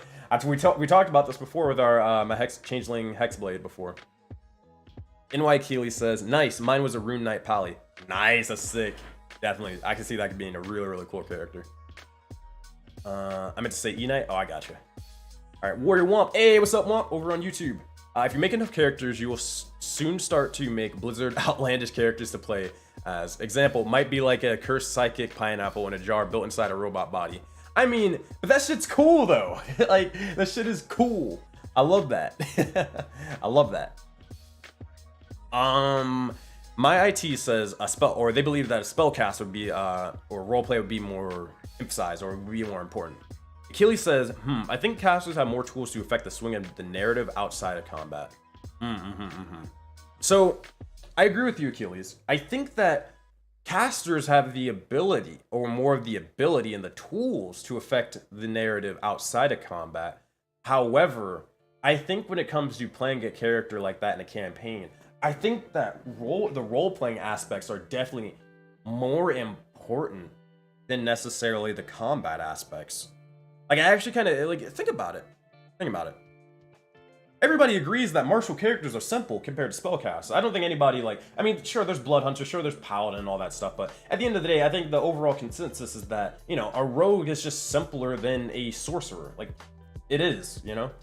But, because it's so simple in the likes of combat, you kind of need to have, because your character, most of the time from what I've seen from a lot of martial classes, you can look at the barbarian or the fighter, they don't really have any role-playing things, or things to encourage roleplay that's like mechanical, like the spellcasters. But I think you really need to emphasize what your character is, what they're about, and the role-playing aspects of all of those sort of things. I think they're just way more important, because when you go to the other flip side, when it comes to combat, it's so simple that you might just get straight up bored of the character and you just go to a different thing. I don't know. I don't know. Maybe that, I don't know if that's true or not, but it's just sort of maybe an observation that may or may not be true. It's just something I've noticed. I feel as if, like, if you only have, like, if for the rogue, if you feel as if, like, oh, this is very much a simple class, you only do one thing, you hide and then you attack and then you sneak attack and you know, you dab on the enemy, whatever you want to call it, then sure, that's fun and fine and dandy, but after, like, the 4th time, that's going to get boring. So, what is the character like outside of combat? How do they interact with the environment? Why do they feel this sort of way? How do they interact with the likes of the other party members? Probably getting invested into that would probably be the way to go, from what I'm thinking. And I've always kind of had that issue when it came to Rogue specifically, where it's just like, I think Rogue is honestly one of the simplest classes. If you play online D&D, like, I think Rogue is like fucking stupid simple. Is it more simple than Barbarian? Probably not simpler than Barbarian. Yeah, not simpler than Barbarian for sure. But it's very, very, very simple and kind of monotonous in a way. Now, I've talked to a couple of people, and they've given me a little bit of perspective on kind of like how they play their rogues, and that seems like very, very interesting. And like figuring out ways of like how to kind of get advantage, how to position themselves, and all that sort of stuff, right? But I don't know. When I think of it, like more so the roleplay aspects of them, the character, then rather than the actual combat sort of stuff, then it makes me a little bit more engaged and invested on who they are and like role-playing someone or being something, rather than just having a bunch of numbers and stats and mechanics and all that. And it's kind of hard for me in general to kind of like sometimes disassociate that when it comes to like who the character is and what they're all about, because I'm a DM. I run multiple games and I have to worry about the stats and mechanics and all that sort of things consistently, like so many times, right? And because I'm so like caught up in the numbers and mechanics of everything, then it can make me feel sometimes, not all the time, but these characters, though they have personalities and stories and history and all that sort of stuff, at the end of the day, they're just a bunch of numbers on a sheet. And there's nothing wrong with that mentality or that perspective. It's just more so, it's good to really like think about it from the other way, where instead of like these are the numbers or whatever, and this is what defines my character, and this is what informs their sort of how they sort of act and role play. Let's flip it on its head more so, where this is the character that I have in mind, or this is the character, what they are, this is their personality and all that stuff.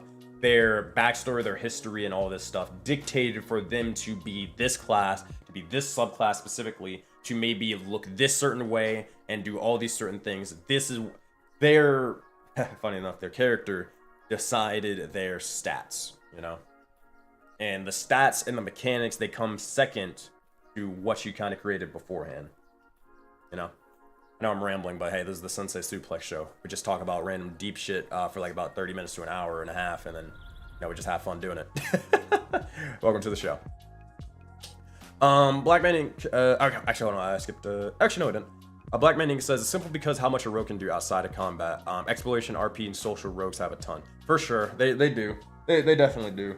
And I definitely undermine that or underplay that for sure. It's just because I haven't really had that many bits of experience with rogue characters.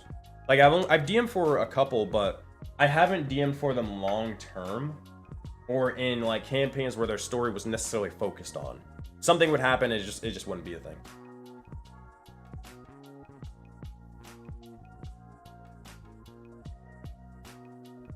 All right.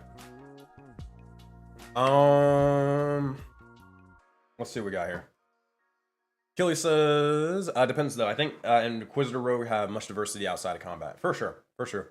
Like, Rogue, I think, is one of the best at it when it comes to, like, outside of combat. I think it's more of... I think I know what I'm trying to get at. I think I know what I'm trying to kind of say. It's more of the subclass itself determines a lot of, like, the RP things outside of the game rather than the class itself. For example, the reason why you don't really deal with that when it comes to spellcast is because, like, you get to choose spells, and those spells, depending on your playstyle, will determine kind of how you RP outside of combat. You don't have to choose a fireball or a lightning bolt and a scorching ray. Those are your only spells. You can choose like minor illusion or prestidigitation or I don't know, whatever I can't think, or charm person, whatever it may be. I don't know. All these sort of different things to kind of inform like how you roleplay your character and what they're all about, you know, to show off their personality. With martial classes, besides the paladin, there's not really anything that kind of informs like how you, or a way to kind of role play them besides your own background. There's nothing in the barbarian that says like, hey, like mechanically, this is something that is you can use in kind of RP situations. Flavor it however you want, but this is something that you can kind of just use in RP situations. There's nothing really like that from what I know. I could be wrong. Maybe there's something that added in Tasha's, but I don't know anything about it. Same thing with the fighter. It's more of you hit, you get action surge, you hit again, you hit again, you hit again, and you get a couple of ability score increases, right? Rogue is a little bit different. It's not, it's more, I think, from your subclasses rather than your actual like class. Ranger, you do get a couple of things that you can actually RP out when it comes to like your favorite enemy and all this other stuff, right? But what other martial classes we got? Monk. There's nothing really in Monk either. Maybe a little bit later down the line with like the ability, I guess, to talk any language and all that stuff and just not sleep. Or what is it? Not eat or drink. I mean, yeah, sure. But those are like so like later down the line. It's just like you're already, it's like so far down. Like it's you won't even really like your character probably won't, unless you specifically built them for this, they probably won't realistically have that as a goal, you know, or it's just kind of like a thing that monks just sort of get, and you're like, oh, I guess I just don't need to eat or drink anymore. From what cool, I guess, and then you kind of go about your day. It's not a huge sort of thing, from what I've seen. I don't know. Anyways, let me catch up in chat. Rogues definitely can be simple in combat, but in things outside of combat, they can be as complex as you make them. True. Speaking of Sensei, I feel you would enjoy Soul Knife Rogue, as they are definitely more complex in combat. I was actually looking at Soul Knife Rogue yesterday. I was looking at that, and then the Phantom Rogue, and those subclasses for Rogue, those look sick. Those look dope. I think the only reason I'm kind of like hesitant to play a Rogue is because you don't get a lot of those features. It's like you get your subclass at level 3, and then you have to wait 6 more levels till you get your next subclass feature. And it's like, god damn. It's like, holy hell. And it's not like I'm getting like spells or whatever in between there where it makes much sense. It's just you're waiting and waiting and waiting and waiting. It's like, god damn. I just wanted to get to my new cool subclass stuff to really make my character pop. Definitely weird. Definitely weird. So yeah. Oh, Madraw says, do you mean barbarians are simple? You know how hard it is to think about how I will flavor an 80 damage reckless attack and then say no to advantage in attack rolls because, against me because Leonins are funny. Oh man. I mean, 6 levels is a lifetime, bro. Achilles 6 levels, bro. The campaign probably ended because John couldn't make it to the session for the 4th time in a row, so the campaign ended. Bro, you want me to wait 6 levels for this bullshit? Bro! But, jokes aside, I'm gonna go into what you were saying. I mean, I think that's where all the fun is. That's where I find a lot of the fun when it comes to Barbarian. Figuring out ways to flavor that 80 damage reckless attack. Like, genuinely, I think fighters and barbarians are like, those are the most fucking anime classes you can imagine. You want to be an anime character, play a barbarian, bro.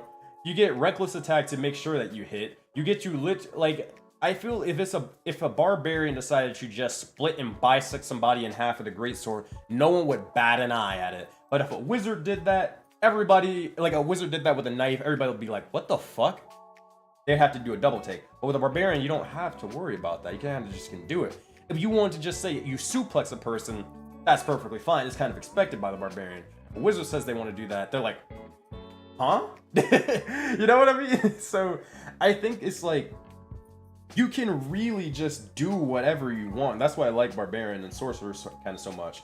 Sorcerer's the sort of like the barbarian variant where it's like, you can kind of just manipulate magic and tell it magic to just fuck off. I'm gonna do whatever I want. Barbarians, like, you can just say, look at all the sort of martial abilities and the likes of D&D combat when it comes to shoving and all this other stuff and be like, yeah, I'm gonna just do what I want.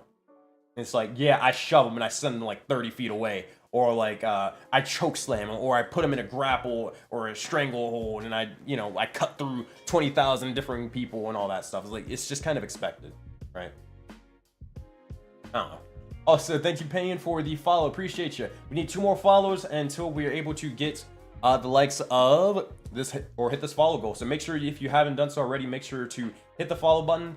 And also, hey, if you're new and you really want to support me and all the things that I do, be sure to sub over onto the channel. We're at 14 out of 20 subs. It's very, very much helpful. I guess a little bit about me while we're here and we're talking about it. First thing, make sure to like the video. My name is SenseiSuplex. I am a professional DM and I do this whole thing sort of full time where I run multiple D&D games. I also have to do content creation Stay Relevant on TikTok, Twitch, YouTube, and more.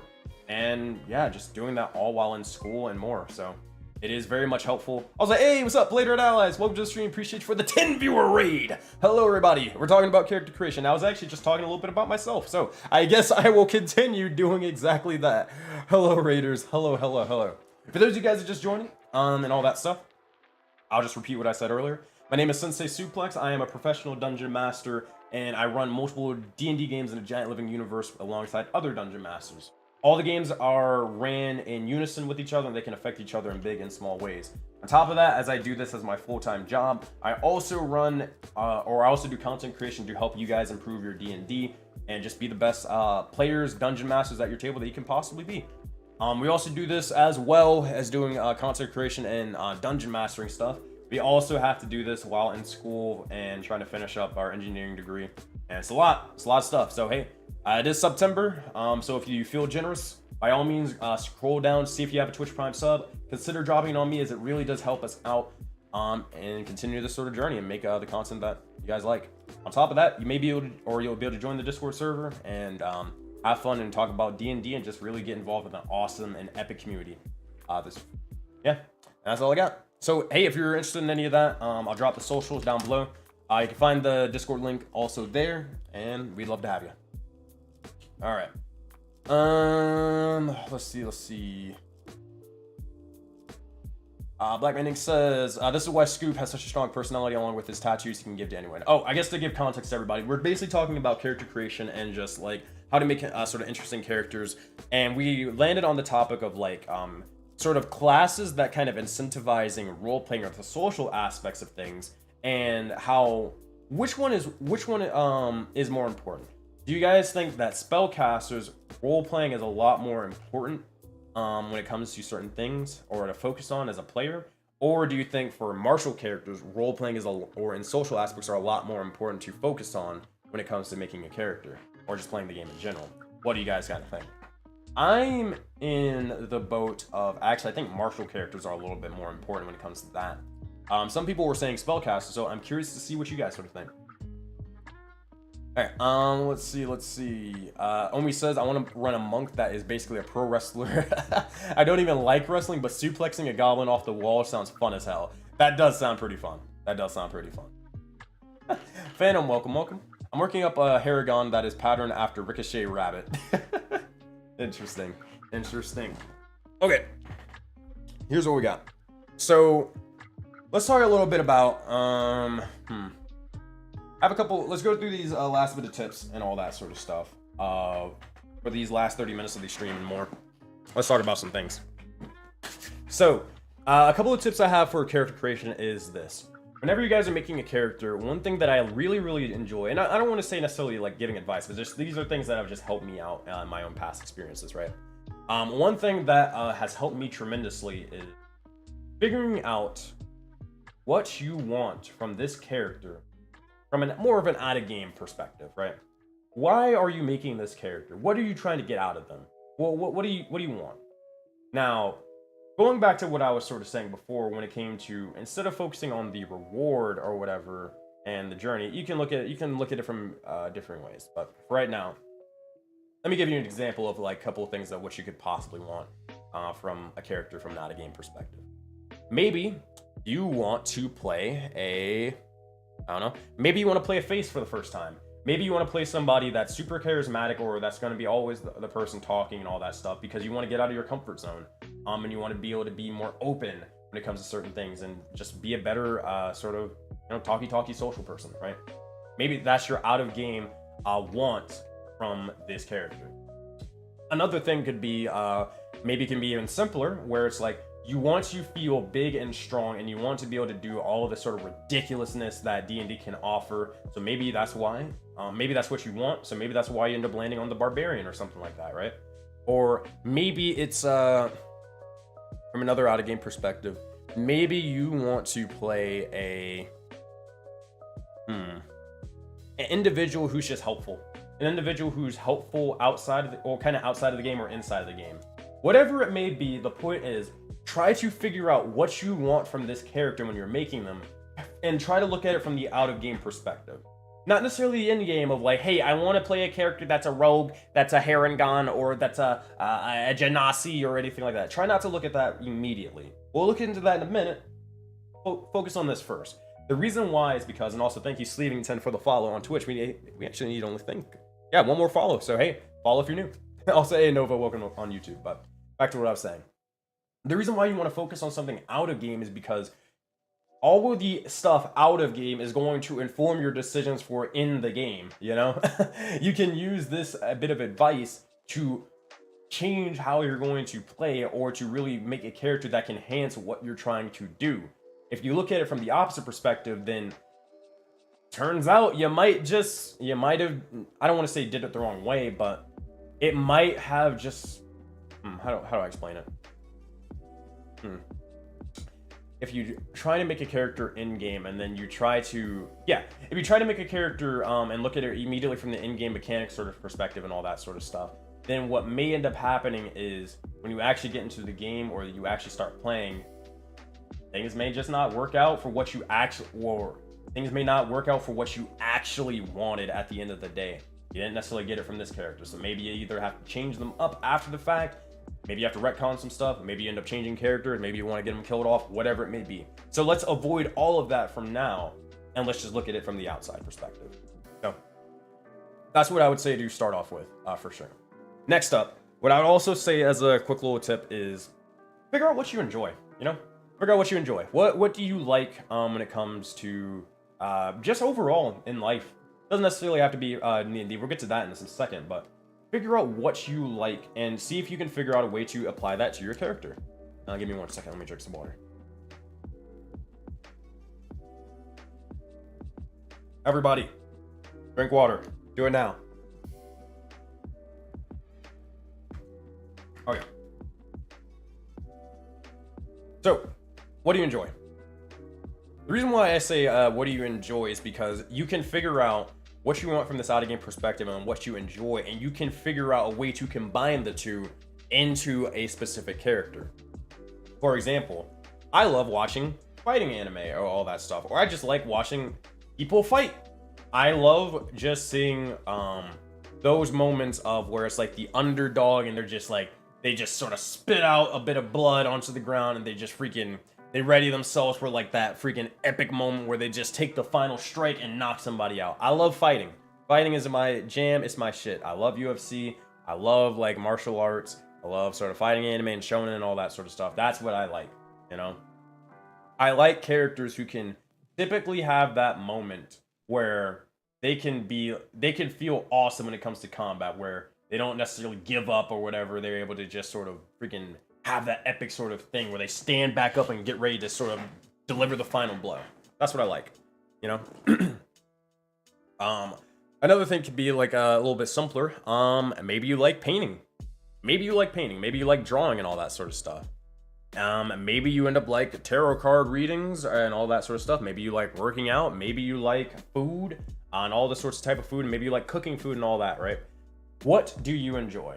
The reason why I say this is because you can take what you enjoy and you can implement it into the likes of your character. So you have an aspect that is relatable from your character to you yourself, the player. For example, I can probably imagine this. Sean, you had a bearkin character, or yeah, like a bear character who loved to cook and all that stuff. Now, if you've seen the Discord channel, guys, and please join the Discord channel. Mods, we can do ! MMORPG to link it. But if you've seen the Discord channel, bro, Sean has the fucking, they be getting down in the kitchen. They getting down in the kitchen with all their shit. It is crazy. And I imagine the reason why you made a character like your bearkin character, who was a cook, by the way, is because that was just an aspect of you that you just really enjoyed, and you want to see like how you could maybe implement that into D&D. And I don't know, maybe let me know in chat. Do you enjoy that character or do you not? Is it too close to home? Is it not? I don't know. We'll figure it out. Got to put a bit of yourself into the character. Yeah. It makes, and also another reason why you want to put a little bit of yourself into the characters, because it makes it easier to roleplay. If you're, now I'm not saying that you shouldn't ever try to like go completely out of your comfort zone and go into wacky world where it's like you have nothing in common with this character that you're playing. I'm just saying, typically it'll be a little bit comfortable, a little bit easier to sort of ease into certain things if you can, like Sean was sort of saying, rely on your own knowledge or own personal experience or your own enjoyment into something and use that to flavor how you RP, or use that to dictate how your character kind of moves about and what they kind of say, what they do, and how they kind of act, right? It's sick. Very, very cool. Nova over on YouTube says, fair, making characters with a bit of yourself gives it a connection. They also, fun fact, if you want a little bit of a cheat, if you make a character that has a little bit about yourself or has a little bit more of a realistic aspect of it, they become a lot more relatable. And if you want to make a memorable character, the reason why they're memorable, well, I mean, it could be how simplistic they are, but it's also because of how relatable they are to everybody else, including yourself. So if you ever want to make a memorable character, like NPC wise, you gotta make them relatable to some way, shape, or form. It doesn't necessarily mean they have to be like, they relate to them on every single aspect, but if you can even just have one singular aspect that is relatable to a lot of people, then it makes them a little bit more realistic. It'll make them a little bit more believable. And sometimes, not all the time, but sometimes it makes them a little bit more likable, right? Because they're just a little bit more realistic. So yeah, figure out what you enjoy. All right. Let me read a little bit of chat before we go into the next little bit of thing I have on my list. Phoenix says, hides my sacrificial altar. Nothing to see here, just Star Wars posters. Yes, yes. I wouldn't be surprised if Phoenix has a fucking sacrificial altar. Also, Phoenix, are you gonna be playing in Voden Fables? Come on, let me know if you're gonna be playing in Voden Fables. I'd love to have you. Come on, we gotta get you back in. Gotta get you back in. It's been so long since I've been able to play alongside you. Really, man. God damn, it's been so fucking long. I miss Orgoth. I really do. God damn. Hopefully Scoop isn't like driving you up a wall. But goodness gracious. All right, Omi says, the half-orc fighter in my game had in his backstory that his mom taught him how to cook, so I snuck the chef feat into his character sheet and it fit with the character, and the feat isn't game breaking and made roleplay better for him personally. That's freaking awesome. That's super cool. Super, super cool. Nova Core says, me with my socially awkward gym dragon, I just get to be more socially inept more. Oh man. I mean, sometimes it just makes it easier or whatever to just roleplay them. Like, if you're not necessarily a talker in real life, but then you try to play a super charismatic individual, it can be a little bit hard and you just don't necessarily know where to start. But, you know, doesn't necessarily mean that you can't play that little socially awkward character and eventually grow into that thing throughout the campaign. For example, Sirius over on Secrets in the Sands, you know, they're not necessarily a character who is great at the one-on-one interactions, but as the campaign is going on, they're getting better at it. They're getting better and better and better and better at it. And it's just interesting to see their journey. And let's say, like, from your perspective, Nova, who knows, maybe you not necessarily, or this happened with me with one of my characters, but because your character's actually getting better at it, you kind of learn, their character learns, but you also as a player and also as a person, you kind of learn maybe what you can kind of do to get better at these sort of things, right? And that's what happened with me with my Changeling Hexblade Warlock.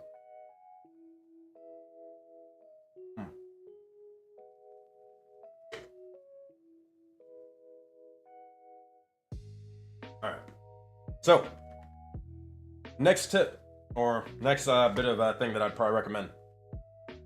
Of course, says for sure I'm super hyped at the end of the month when I can do Voden Fables. Hell yeah. Super excited to have you. Super, super excited to have you. Alright. And we're going to talk about Voden Fables in a bit, like, after we wrap up with this. So, afterwards, think about another thing that a lot of people don't necessarily ask themselves is, what aspect of D&D do you enjoy the most, right? Is it the combat? Is it the talky bits between characters? Is it the, maybe you just like shopping? Maybe you like exploring the world or whatever, right? What is it that you really, really enjoy about D&D the most? Figure that out and try to be a little specific with it. Be a little specific with it. You may not be able to figure it out immediately. You probably won't, especially if you're a newer player. It's going to probably take you a couple of games. It may even take you a couple of campaigns to figure out exactly what you really, really enjoy the most about D&D. And the more I've played it, the more I've realized that thing I enjoy the most about D&D is not necessarily role-playing with NPCs, it's more so role-playing with the characters and building those bit of friendships, building those bonds and those relationships over an amount of time, right? And just seeing how that dynamically shifts, how the characters sort of feel about one another, and how that sort of, how those relationships affect the world around them, you know? So that is one of my favorite aspects of D&D. That's why I liked Critical Role Campaign 2 so much, because that was what it was, like, a lot of it was all about, right? So when you figure out what aspect of D&D you enjoy the most, then you can make a character that can help support that. If you really like learning about just a lot of history and lore and stuff like that, make a character who's really invested into history and lore. They just love to hear about it. Doesn't necessarily have to be their whole character defining trait, but maybe they just enjoy it to an extent. I like playing characters that are very, very much talkative because I am a very talkative person for the most part. But they don't have to be talking 100% of the time. So because of that, I make characters that can kind of fit that sort of niche and that fit that little play style, right? Figure out those sort of things. They will help you out tremendously. Also, now, whenever you're looking at these three sort of things, whenever you're making characters, let's say you're making multiple characters and all that stuff, one thing that a lot of the time that I have to ask myself is, what's something new or different about this character that I'm doing? What's something new or different about them out of character? Or something new and different about them in character? Besides their race and their class and maybe even their bit of personality, but like, let's get a little bit more different with them. What more so, like, what are you trying to tackle? What are you trying to accomplish with this character out of game that's different from the characters that you played before? Same thing with the in character. Maybe what's different about them and their ideals and all that stuff compared to all your other player or characters and all that stuff in the past. That's the more the in character the idea is more of like when you talk about more personality and, you know, ideals, goals and all that stuff. But yeah, just something that to definitely consider for sure. Next sort of thing, and we're just barreling through these tips so we can you know, get to going because I still got a plan for my D&D game soon. Another thing would be, what is this character going to teach you? This is a high level sort of thing. I don't expect anybody to really sort of think about it. To be completely honest, I rarely ever think about this, to be fair. And most of the time, you won't really know until probably halfway through the campaign, or maybe when the campaign ends. But it is something that you kind of consider for sure. What is this character going to teach you? We can start from like a simpler thing, like let's start from a simpler, like an accomplishable thing of like oh, I'll give you an idea. Get this. Alright. So I had a character, and their whole thing was about tarot cards and all that stuff.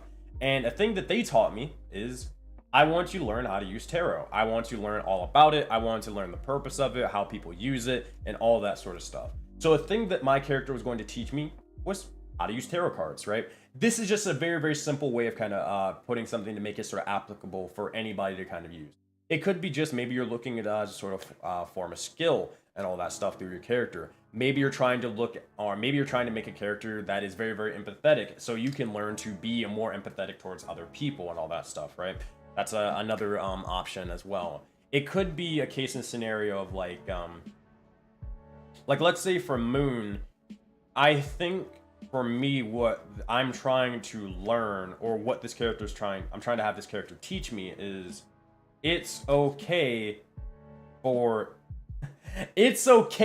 chaos. Like, it is okay that shit is happening all around you, and it is okay to just coast and go with the flow sometimes. You don't have to always be like, this is how things are supposed to be, and if they're not this way, then everything is terrible, wrong, and just bad. Because things aren't necessarily organized, it is bad. And I think that's what I want this character, Moon, in Curse of Dread to teach me. That's just an example of like what I'm trying to do. Now, again, as I'm not expecting everybody to be able to, you know, think of this whenever they're making a character. And I'm not even saying that you will be able to do this kind of immediately. It may take you a couple of campaigns to even start thinking about this. It may take you like halfway through your own campaign to start thinking about it, but it's just something that you can definitely consider. So everybody in chat, whether you're playing a character right now, you might not be able to learn, you might feel as if you may not be able to learn anything right now, but really just sort of think about it for a bit, for like 30 minutes, or not even 30 minutes, maybe like 5 to 10 minutes, maybe in the shower or whatever, I don't know. Think about the characters that you're playing, and think about what you can maybe learn from them. What you can take away from their character, what you can take away from their goals, and how they feel about certain things. And see if you can hope to apply this to life, D&D in the future, or whatever it may be. Sean says, this is my first female character, but it's an idea I've had for a long time. Yeah. Like, I remember for Vitalia, I was like, okay, I want to play a female character for the first time. What's some aspects that I would enjoy or whatever that I really, really like in general about D&D, but also when it comes to the likes of just, in general, what do I like and enjoy? I love Vikings, I love fighting, and all that stuff. Oh, what if we make a Valkyrie, right? What if we make that? And that's kind of how Vitalia was born. But at the end of the day, I was more so, I just wanted to kind of, I wouldn't say it necessarily taught me anything, like it wasn't teaching me like how to be a female character or anything like that. It's more so just an easy way to sort of connect what you said, Sean, for sure. Nova says, tarot cards over on YouTube. I haven't grabbed mine in a while. Oh man. Yeah, these things, I use these occasionally. I said, hey, if I'm spending like 10 to 20 bucks on them, these are going to be the most impactful 10 to 20 bucks I'm going to get. I will make every one of my fucking characters be like a tarot card reader or something, and I'm getting my goddamn some money's worth. Oh man, love it. Nova Core says on YouTube, says, honestly, Katarina, my gem Dragonborn, is so I can get more used to hearing my name instead of my dead name after the move. Ah, I gotcha. Understandable. All right. Last sort of thing, or last two things I'm going to touch on. Why? So after you figure out what this character is going to sort of teach you, what you can maybe learn from the character, ask yourself, and why will you care about their journey? And what interests will people have in your character? Why will you care about their journey, and what interests will people have in your character? What I mean by why you care about their journey, what is going to be the thing that attaches you to this character? Maj is hold on, I gotta do something. Hold on 1 second. That's actually funny. I don't know why. Look over the chat box or whatever. Someone on YouTube is just having a fun old time. Right, oh man, that's funny. Anyways, love each other. Love each other. I'm just gonna move that for a bit. So the thing is, what your character will kind of why you will care about their journey and all that sort of stuff. What I mean by that is like, what will keep you attached to this character for a long sort of time? Why will you be why will you want to keep playing them for a long, like longer than, not even just 1 session, not even 5 sessions, not 10 sessions, past like 30 sessions, if you're running a long-term campaign, right? Why would you care about their journey, and why would you want to see their character journey fulfilled after the 60th session, 80th session? Why do you want to see it? Ask yourself that. And that may be able to help you like really stay involved when it comes to characters, and may try to not sort of switch around every 4 seconds and all that sort of stuff, right? So definitely consider that. Another thing that you can kind of do is, what interest will people have in your character? Definitely something to consider. Going back to that sort of relatability from what I mentioned before, definitely super helpful. All right, and I don't need to touch onto that, but I think that's all that we got for that for now. Okay, so everybody, this has been a awesome thing, but I have one big announcement for you guys. So, wrapping everything up. Recently, I have started the likes of a West Marches campaign known as Voden Fables. It's essentially kind of like a West Marches Adventurers League style game where you guys can actually affect the Auroraverse as usual, but you guys actually will be starting off and forging your legacy at a lower level adventuring sort of crew, or as a lower level adventuring sort of crew, where the crew and the cast of players changes almost every single week. So you get to really interact with people from all over the world consistently and show off all of your characters and really just be an adventurer and be a part of this overarching guild hall and really leave your mark as a team and as a unit, but also do your part as an individual to help the greater good. The greater sort of purpose. That is what the West Marches sort of game is kind of all about, and it is freaking sick so far. We actually just had our first session yesterday. You can see the VOD over on YouTube, so go check that out actually after the stream if you want. And yeah, you guys can actually play in it as well. So if you're interested in joining in the likes of the West Marches game, I'm dropping the link over on Twitch and Twitch. Basically, now the link is kind of combined with the Google Forms thing. So you may have to just like copy it and then just copy half of it and then copy the other half. But if you're interested in that, be sure to join the Discord, be sure to fill out the Google Forms and more, and then you can get involved with it. We're actually going to be having a lot of content creators onto it very shortly. I'm just letting the first game of Voden Fables sort of go through first, and then we're going to go from there, right? Past that, so hey, you may even be able to play with some of your favorite sort of content creators, such as Nerdarchy. If we're able to get them on, D20 Deathmatch, Dice Legends, all that sort of stuff. All those great individuals. I even may see if Lord Gosumba wants to join on in, and all that stuff. So hey, if you want to play D&D with a bunch of people and just really be a part of an experience and see a individual's journey go from a low level and forge themselves into a high level adventure and really leave their mark on the world and universe, then Voden Fables might be the game for you. You don't have to worry about availability issues as a West Marches game, so you play whenever you're available and you're free and you have time and you just want to play D&D. And you don't have to necessarily feel super beholden to having to make it to every single session. You just play whenever you want and you're good to go. So that sounds remotely interesting to you. Be sure to join on in for that. All right, everybody, we're going to be live tomorrow again at tomorrow Thursday at 11 a.m. Eastern time for the likes of Atlas of Etheria. And then right after that at 5 p.m. Eastern time, we're going to be playing in Voden Fables for another one of the games. Be sure to check all that stuff out. I'm going to see if there's someone we can raid into for a bit. Let's go see and check on the Twitch side of things. See what we got here. Twitch. Who can we raid into? I feel like if everything broke just right. Shut up. Alright. Dungeons and Dragons. Let's raid into how to make barbarians fun. Playing D&D. Perfect. Literally, we were talking about this. Alright, we're gonna raid into this person. Are they still streaming? Better still be streaming.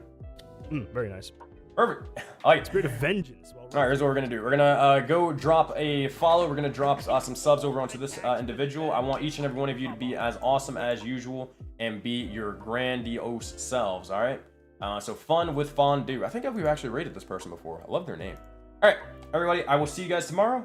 Y'all, all have a good one. Bye.